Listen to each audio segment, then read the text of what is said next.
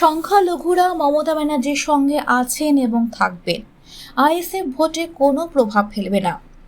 রবিবার জগদ্দলের মজদুর ভবনে 29শে মার্চ শহীদ মিনার চলো ডাকে তৃণমূল সংখ্যালঘু সেলের ডাকে আয়োজিত সভায় এমনটাই দাবি করলেন ব্যারাকপুর কেন্দ্রের সাংসদ অর্জুন সিং। এদিন তিনি বলেন, রাজনৈতিকভাবে আইএসএফ এর মোকাবিলা করা হবে।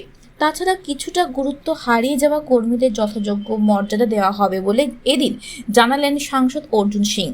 এদিনের সভায় হাজির ছিলেন সংখ্যালঘু সেলের নেতা আকবর জখমি, শাহজাদা মাস্টার গোলাম মোহাম্মদ সিদ্দিকী, ভাটপাড়া প্রাক্তন উপপুরপ্রধান সোমনাথ তালুকদার, তৃণমূল নেতা সঞ্জয় সিং প্রমুখ।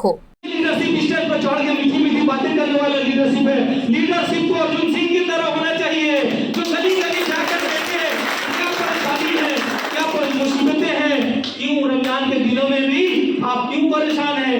आपको कोई तकलीफ तो नहीं? बीजेपी करने के बावजूद भी वो सब हमें पता है। गरीबों को नहीं भूले, गरीबों को नहीं भूले। इसी ऑफिस में बैठकर लाखों रुपया का मैं भी पता रखता हूँ, लाखों लाख रुपया का गरीबों के लिए हेल्प होता है। जो भी आ जाता है एक मामूली सा लोन पास कराने के लिए लोग पहुंच जाते हैं। सोचिए इस बात को सोचिए, सोचने वाली लॉजिकल बात है। एक बैंक लोन पास करेगा, मैनेजर लोन पास करेगा, व्यक्ति यहाँ अगर बोलता है मेरा लोन पास नहीं हुआ, कुछ कीजिए ना। क्यों बोलता है? वो बेवकूफ है? नहीं, बेवकूफ नहीं है। उसे एक ऐसे व्यक्ति से उम्मीद है जिसका नाम अर्जुन सिंह है।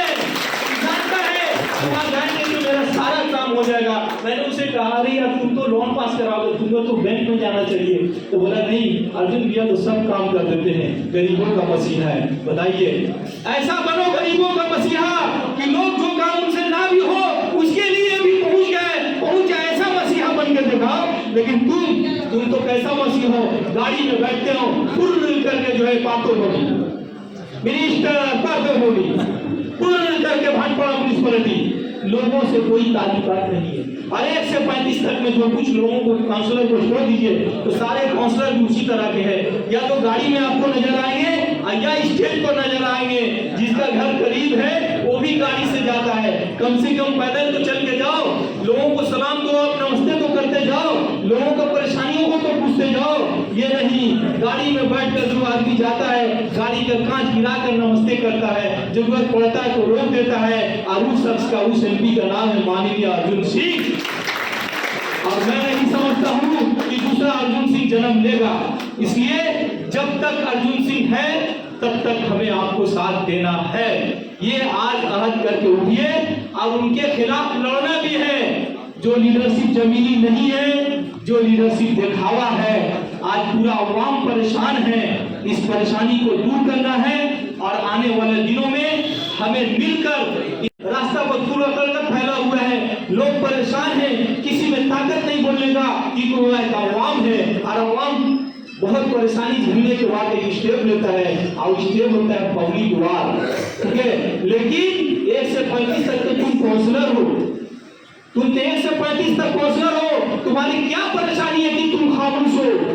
तुम्हारी क्या परेशानी है? ये सवाल पूछना है, आपको पूछना है। तुम्हारी परेशानी क्या है कि तुम खामोश हो? 1 से 35 तक सारे काउंसलर खामोश है। किसी में हिम्मत नहीं कि चेयरमैन, एमएलए या एक्टिंग चेयरमैन बोल सकते हैं। ये तो पता चला है कि 3 चेयरमैन है भाटपाड़ा म्युनिसिपैलिटी में। ऑफिशियली चेयरमैन एक ही है, लेकिन अनऑफिशियली 3 चेयरमैन। अब जो है किसी भी कागज को साइन कराने से पहले अनऑफिशियल चेयरमैन के पास से होकर आपको जाना पड़ेगा और वही डिसीजन मेकर है। तो सवाल ये है कि आज मैं यहाँ से ये सवाल करना चाहता हूँ हमारे ममता बनर्जी जी से कि आपने बहुत अच्छी बात वहाँ महीने कही कि माइनॉरिटी ने तृणमूल कांग्रेस को नहीं छोड़ा, तृणमूल कांग्रेस ने माइनॉरिटी को छोड़ दिया है। तो ममता बनर्जी को, और मैं यहीं से आवाज दूंगा अपने एमपी साहब को कि आप ये बात पहुंचाएं हमारे सीएम ममता बनर्जी तक कि आपको माइनॉरिटी ने नहीं छोड़ा। आने वाला दिन में भी ममता बनर्जी और तृणमूल कांग्रेस को माइनॉरिटी वोट देगा। लेकिन आप अपने लीडरशिप पर गौर कीजिए कि आपने किसको इलाके की जिम्मेवारी सौंपी है। आपने 1 से 35 भाटपाड़ा म्युनिसिपैलिटी और भाटपाड़ा कॉन्स्टिट्यूएंसी, बैरकपुर कॉन्स्टिट्यूएंसी को आपने किन लोगों के हाथ में दिया है कि आज माइनॉरिटी का मीटिंग होता है तो माइनॉरिटी के लोग उस मीटिंग में शामिल नहीं होते हैं। क्या परेशानी है? आप माइनॉरिटी के लोगों को मत देखिए, हमारे सीएम ममता बनर्जी जी, आप अपने लीडरशिप को देखिए कि आपने किन लोगों के हाथों में लीडरशिप दिया है, वो लोग क्या कर रहे हैं, उनका थोड़ा तो पता कीजिए कि वो लोग क्या कर रहे हैं। क्यों सारे लोग खपाए, माइनॉरिटी नहीं, मेजॉरिटी भी खपाए? तो इसको आपको देखना है। बहुत सारी बातें हैं, मैं आपको वक्त की कमी है। आप भाटपाड़ा म्युनिसिपैलिटी में ओबीसी सर्टिफिकेट जो हमारे एमपी साहब के दौर हुकूमत में ओबीसी सर्टिफिकेट कितना पास हुआ था, आप 2010 से लेकर 2019 तक देखिए कि ओबीसी सर्टिफिकेट का पास होने का संख्या क्या था। आज 2019 के बाद आज के दौर में देखिए कि ओबीसी सर्टिफिकेट कितने लोगों को मिला। माइनॉरिटी का स्कॉलरशिप सब कुछ अवेलेबल है, सब कुछ है। हमारी दीदी ने नहीं कहा कि माइनॉरिटी को ये चीज बंद कर दो, हमारी दीदी तो दिल खोल कर दे रही है। अब ये भी कह रही है कि माइनॉरिटी मेरे साथ है, बेशक माइनॉरिटी आपके साथ है, लेकिन लीडरशिप जो है कहीं ना कहीं गड़बड़ हो रही है। एमपी साहब सजा कर गए थे, आज वो खत्म है। आज माइनॉरिटी को छोड़ दीजिए, मेजॉरिटी भी तृणमूल कांग्रेस के नाम से खफा है। ये सिचुएशन, ये कंडीशन यहाँ क्यों आया? इस तरह के हालात क्यों पैदा हुए? तो उस शख्स को मैंने अपने हाथों से सौंपा था 2019 में जितने लोगों का नुकसान हुआ है। और एक बात बता दूं कि मैंने सिर्फ माइनॉरिटी के लिए काम नहीं किया, उस माहौल में मैंने मेजॉरिटी के लिए भी काम किया। आप जाकर पूछ सकते हैं, हर वक्त हर मोड़ पर मैं खड़ा था, चाहे उनका कोई लूटे, उनको कोई लूटने वाला पहुंचे या उनको मारने वाला पहुंचे या थ्रेटिंग देने वाला पहुंचे।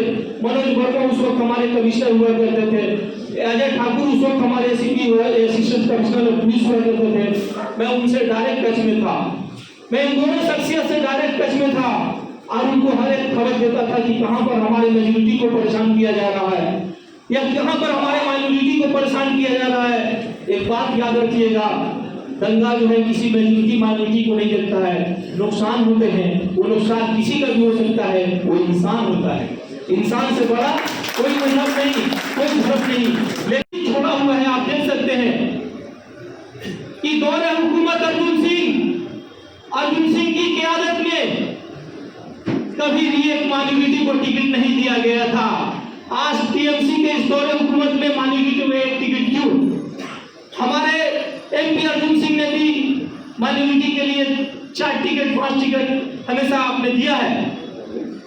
मैं उस दिन भी इस बात को कहा था और आज भी इस बात को कह रहा हूं कि दोस्तों और साथियों, माइनॉरिटी के बारे में अगर कोई सोच सकता है, माइनॉरिटी को कोई आगे ले जा सकता है, तो है और एक ही पर्सन, एक ही शख्सियत, और जिसका नाम है श्री अर्जुन सिंह। ये हुई टिकट की बात। आइए मैं दूसरी तरफ लेकर चलता हूं कि बहुत सारे नुकसान हुए, कोई कंफ्यूजन की वजह से, किसी मुद्दा की वजह से हमारे 2019 में हमारे माइनॉरिटी के बहुत सारे नुकसान हुए। और इस नुकसान को पूरा करने के लिए कुछ बहरूपिया रूप बदल कर जिसे हमें पहचानने में बहुत देर हुई।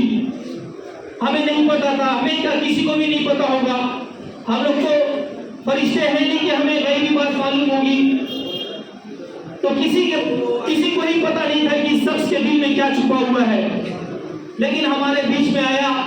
मैं आपका भला चाहता हूं, मैं आपके लिए काम करूंगा, आप मुझे चुनिए। और हम लोग उसके झांसे में आकर उसे मुंतखब किए, उसे अपना लीडर बनाए। और उसका रिजल्ट क्या निकला कि 2019 में जितने भी माइनॉरिटी का, मेजॉरिटी का जिसका भी नुकसान हुआ, मैं इन्हीं हाथों से लिस्ट देने वाला हूं।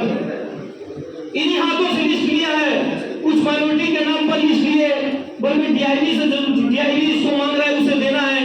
माइनॉरिटी का जो व्यक्ति आज आपका 1 से 35 में काउंसलर बनकर बैठा हुआ है, जिसने मुझे साइड में ले जाकर कहा कि तुम इस मीटिंग को बोलो मत, तुम इसको प्रचार मत करो।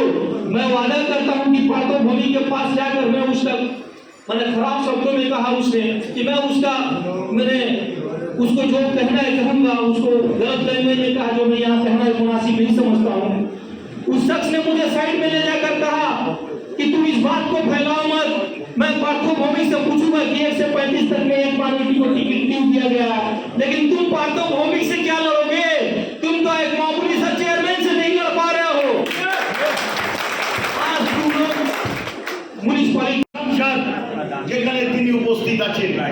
রাত্রি 2টোর সময় আছেন, সকাল 6টায় আছেন, বিকেলে আছেন, সাথে আমরা তার সাথে সাহচর্য দিয়ে মানুষের কল্যাণে মানুষের কাজ করতে বলতে হয়েছে। বাজারা মারলে হবে না, সিন্ডিকেট করলে হবে না, জমির দালালি করলে হবে না, সাবজার ট্রেড করলে হবে না, জুয়ার ট্রেড করলে হবে না, ইন্ডাস্ট্রি ভেঙে দিয়ে লোহা চুরি করলে হবে না। লড়াই আমাদের মানুষকে উন্নয়নের সোপানে নিয়ে যাওয়ার লড়াই, যার জন্য এই তৃণমূল কংগ্রেস প্রতিষ্ঠা। আমরা শপথ দিচ্ছি, আমরা এই সিন্ডিকেট রাজ, এই যে তোলাবাজি, আমরা অর্জুন সিং এর নেতৃত্বে বন্ধ করবো আগামী দিনে। শুধু দলকে অবিলম্বে অর্জুন সিং মহাশয়ের মতো নেতৃত্বকে দায়িত্ব দিতে হবে। আমরা পরীক্ষিত সৈনিক, 34 বছর মার্কসবাদী কমিউনিস্ট করে আমরা প্রমাণ করে দেব বাংলায় সংখ্যালঘুরা আমাদের পেছনে নেই। বাংলার মানুষ ঐক্যবদ্ধ, মমতা বন্দ্যোপাধ্যায়ের সাথে আছে। অনেক কথা বলার ছিল, আমাদের নেতৃত্ব অনেক প্রোগ্রাম আছে, আপনারা জানেন। আজকে प्राय 26 तारीख हो गए जिले में हम लोगों ने प्राय सभी लोगों की सुनी और मुझे বাংলা বলবো না হিন্দি? আচ্ছা, আমার মনে হচ্ছে যে আমাদের এখন কাজ করার সময় আছে। তো আমি একটা আকবর জাফরি সাহেব আজকে শের ও শায়রি ভুলে গেছে, তো আমি একটু বলে শুরু করছি। जरूरत नहीं कि कुछ तोड़ने के लिए पत्थर ही मारा जाए, अंदाज बदल के बोलने से भी बहुत कुछ टूट जाता है। पत्थर मारने की जरूरत नहीं है। कुछ लोग होते हैं, ये सत्ता क्षमता में जब মানুষ আসে, কিছু লোক আছে যাদেরকে যারা সবসময় ওই শিব ঠাকুরের আশেপাশে ঘুরে তারা ভাবে কি সবটাই ওদের হয়ে গেছে। এরকম কোনো ব্যাপার নেই। আমি যেটা মনে করি, মাইনরিটি মেজরিটি বলে কিছু নয়, কিন্তু বাংলায় সত্যি যখনই কিছু পরিবর্তন হয়েছে তখন মাইনরিটিদের একটা বড় ভূমিকা, বিশেষ করে যারা বাংলা ভাষী মাইনরিটি লোক আছে তাদের একটা বড় ভূমিকা থাকে। এটা ইতিহাস আছে। বাংলাদেশ তৈরি হয়েছিল, বাংলাদেশ পাকিস্তান থেকে বেরিয়ে গেছিল, এটা সবটাই কিন্তু বাংলা ভাষীদের একটা বড় আন্দোলনের জন্য এটা করেছে। কিন্তু মমতা ব্যানার্জির উপরে বিশ্বাস করবে না। মমতা ব্যানার্জি একদম মাটির থেকে তৈরি হয়েছে। উনি বুঝতে পারছেন, বুঝেছেন আর চেষ্টাও করবেন। মাইনরিটির জন্য উনি অনেক কিছু করেছেন। এখানে যে কথাটা উঠছে যে মাইনরিটি ভাবছে কি ওরা গুরুত্বহীন হয়ে গেছে, কিন্তু আমি আপনাদের কথা দিচ্ছি, আমি একটা ছোট্ট সৈনিক হিসাবে মমতা ব্যানার্জি, সারা বাংলার কথা বলবো না, সারা বাংলার দায়িত্ব আমার নেই, কিন্তু আমার লোকসভায় কোনো মাইনরিটি কোনো মেজরিটি তৃণমূল কংগ্রেস থেকে কোনোভাবে গুরুত্বহীন হবে না, এটা আপনারা নিশ্চিত।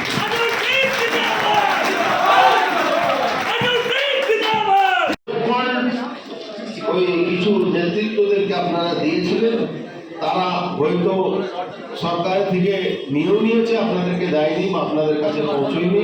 আমার মনে করি আমি যে আপনারা ওটা দেবেন। আমি নিশ্চিতভাবে চেষ্টা করব সরকারি তরফ থেকে, না হলে আমি ব্যক্তিগতভাবে সেই মানুষের কাছে যত আমার ক্ষমতা থাকে আমি সবটাই আমি বিশ্বাস করি না সবটাই সরকার করে দেবে। আমারও কিছু দায়িত্ব আছে, সে দায়িত্বটাকে পালন করার জন্য আমি সবসময় তৈরি থাকি, এখনো আছি, আগামী দিনে থাকবো। এই কথা যাতে মনে রাখবেন, এই কথাটা 100 বার নয় 1000 বার আমি বলবো। আমাদের সরকার কোনোদিন কোনো মাইনরিটি এটা ভাববেন না যে আমরা কোনো আঘাত আপনাদেরকে দিতে চাইছি, বা মাননীয় মুখ্যমন্ত্রী মমতা ব্যানার্জি এই আঘাতটা আপনাদের কাছে আনতে চাইছেন। আইএসএফ আমি কোনো ধর্মীয় অনুষ্ঠান বা ধর্মীয় সংস্থাকে আমি কোনোভাবে তার বিরুদ্ধে কোনো কথা বলবো না, কিন্তু আমি একটা কথা বলবো, ধর্মের কাজ ধর্মীয় কাজ ধর্মের মতন আছে, রাজনীতিক কাজ সেবা মতনই থাকবে। আমি পীরজাদাদেরকে সম্মান করেই বলছি, আমি কারো অসম্মান করার আমার কোনো ক্ষমতা নেই, কিন্তু রাজনীতিক মতো চলতে হবে। যখন ধর্মের যারা গুরু থাকেন যখন রাজনীতিতে এসে যান, তাহলে আর ধর্মগুরু বলে থাকে না, তারা একজন রাজনীতিকবিদ হতে পারে। রাজনীতিকভাবে মোকাবিলা হবে। একজন রাজনীতিকবিদ উনি রাজনীতিতে এসছেন, আমরা রাজনীতিকভাবে মোকাবিলা করবো। কোনো ঝামেলা, কোনো ঝঞ্ঝট, কোনো আইএসএফ এর সঙ্গে আমাদের কোনো গণ্ডগোল নেই। ওরা নিজের কথা বলবে, আমরা মমতা ব্যানার্জির কথা বলবো, আমরা উন্নয়নের কথা বলবো, আমরা বাংলাকে আরো এগিয়ে নিয়ে যাওয়ার জন্য কথা বলবো।